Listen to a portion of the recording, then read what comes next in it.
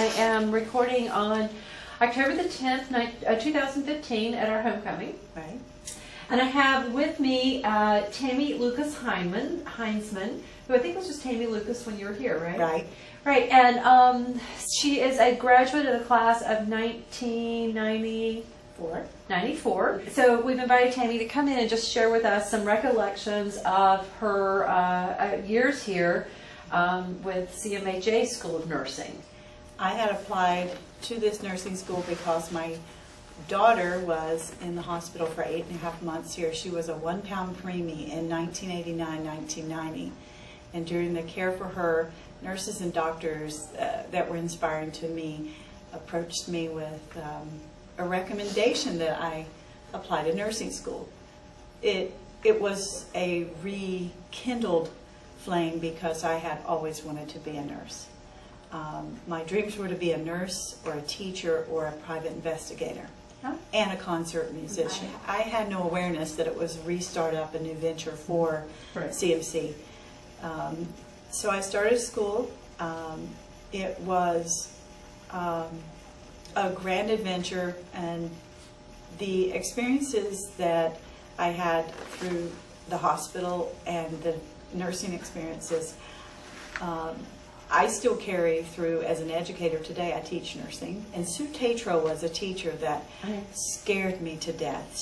I called her Sergeant Tatro, and I don't know if she had military background, but wonderful, respectful, and leadership skills that were amazing.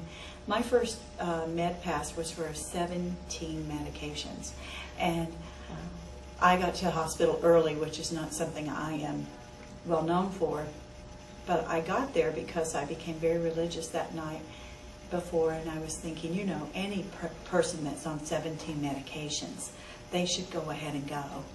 Because that's not a quality of life. And the other prayer was, or let the doctor put her on a cleansing purge so she'll be off of all medications. Yeah. So I walked in, and it was 6:40, and 2 new meds had been added.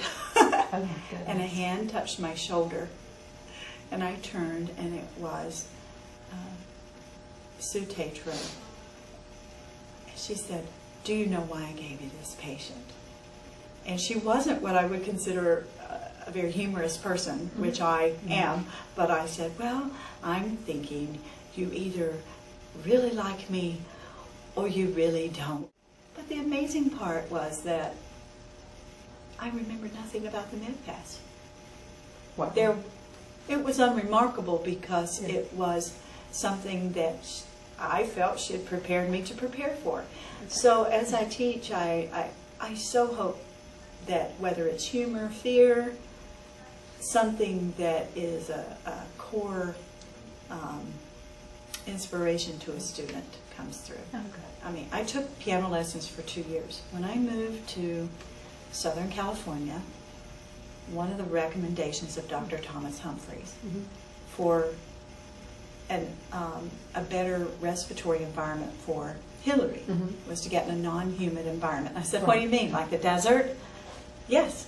Yeah. And a job opportunity came open. Wow. And everything fell into place. So when we moved to California, I was doing case management and home health and palliative care and hospice. And I was on the way home from my first hospice patient, and I literally thought the radio was on, and I thought, oh, that's pretty. And I turned the radio up, and that wasn't what I turned the radio down. It was just as natural as having music in my ears from a headphone.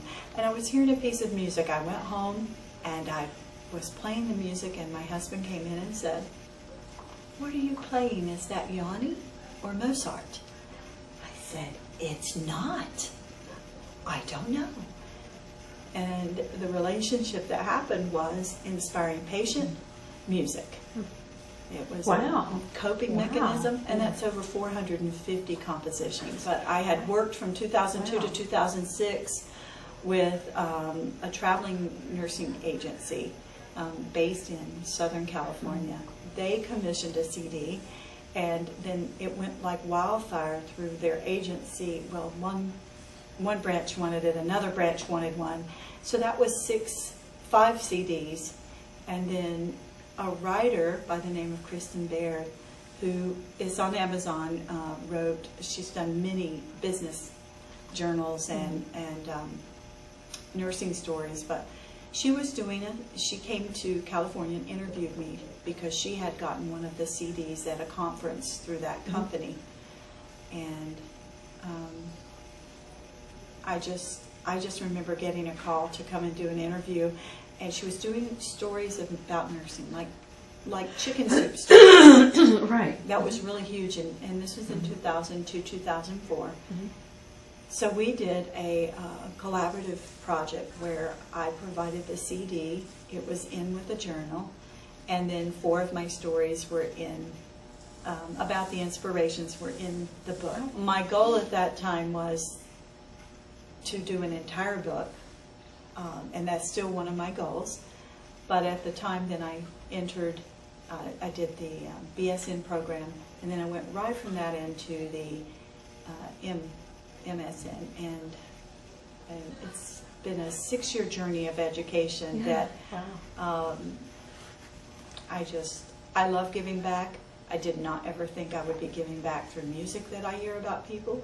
I had a patient that had been a very brittle diabetic, and he was blind, and his son was trying to have him in an assisted living, and he was fighting for his independence. Right. He was a trumpet player from the NBC orchestra days, where all the music was live. Yeah. So he traveled around, did the big band thing, and he asked me when I was caring for him, have you ever heard of Lawrence Welk? And I said, well, of course so. Right. Before remote controls, on Saturday nights, when I was babysitting and the kids would go to sleep, I was going between hee-haw, all the music, and then I would turn it to the Lawrence Welk show. Just for the music and the dancing parts, and I said I was channel flipping to music before there were remotes. And he shared with me that he traveled with Lawrence Welk and played for them, and then Lawrence called him one day and said, I'm doing a pilot for a TV show. Would you be interested? His response was, no. Why would I audition? You know how I play. And he was insulted. And he turned to me, remember he was blind, he turned to me and he said, did you know he still has a show in reruns? It was a big deal. That was hilarious. At the school where I teach, the students got online, found, oh, you do music. Yes, I do. So they bought me flowers on the day of their endocrine final, which was very suspicious. And they asked me, they said, we have a unanimous request from the class. And I said, no, it's not an open book final. They said, no, will you write music for our pinning ceremony? Oh. And I said, bless your hearts. It doesn't work that way. Yeah. I don't control. But oh, how beautiful of you to ask. I went home and I was so touched by that. Yeah. All the while I've been working on the project for the CD for Ellen. And that night I went to sleep. And I probably had 6 dreams. And the backdrop of all those dreams was a beautiful piece of music. Wow. I got up the next morning, went down, recorded, cried because I could see the pinning ceremony. I could see them coming in. I didn't know if they would receive it well, but I called it Victory Walk. And it was just so exciting. Awesome. Yeah. So it's on there, and they used it. And it was so touching. And several of the pinning events, they used my music in their slideshows. That, you know, since they heard about it. But this particular one was just, it just ignited something. And I work with vocational nursing students, and I find it amazing that it's not a bragging rights, but they come to me with broken hearts, broken homes, broken stories, and You're like with a lot of nursing instructors, broken sparrows. They're wounded sparrows.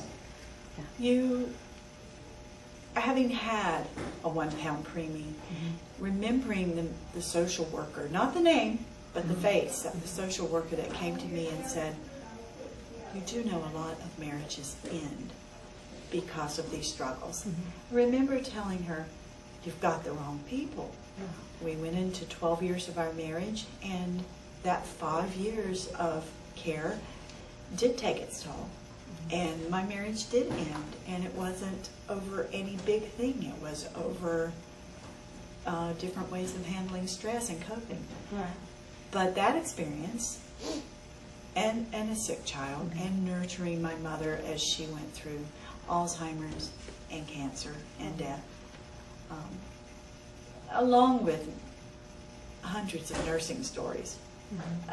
It's just amazing, the ability to give back and not having to even say anything, because you see that broken and you can tell them, you will survive through this. You'll arise. And so the song Arise was on that. It was created for that spirit of, get back up, just keep going.